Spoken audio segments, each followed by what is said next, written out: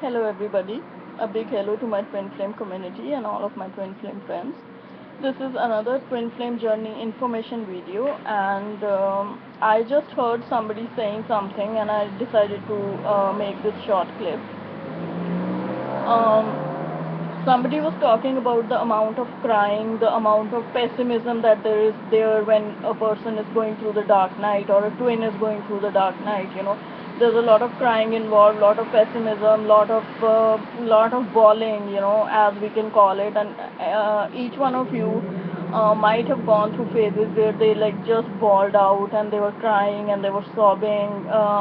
And they did not even know whether there was a reason behind it. They were trying to find a reason, whether it was their sorrow or it was coming from their twin, towards them, telepathically, emotional connection, that was there.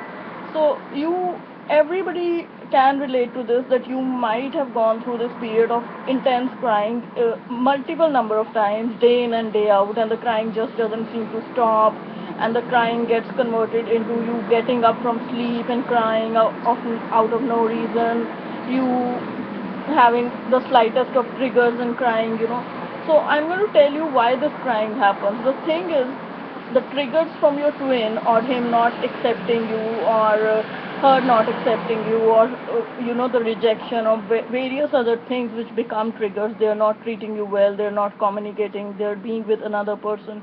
They trigger you so badly that it actually, because it's a soul trigger, it's coming from another soul which is a match to your soul. The pain is so intense and it's a very deep spiritual pain.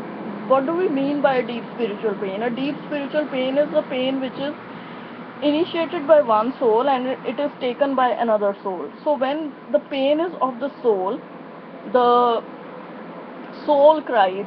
It's not you crying, but the soul is crying.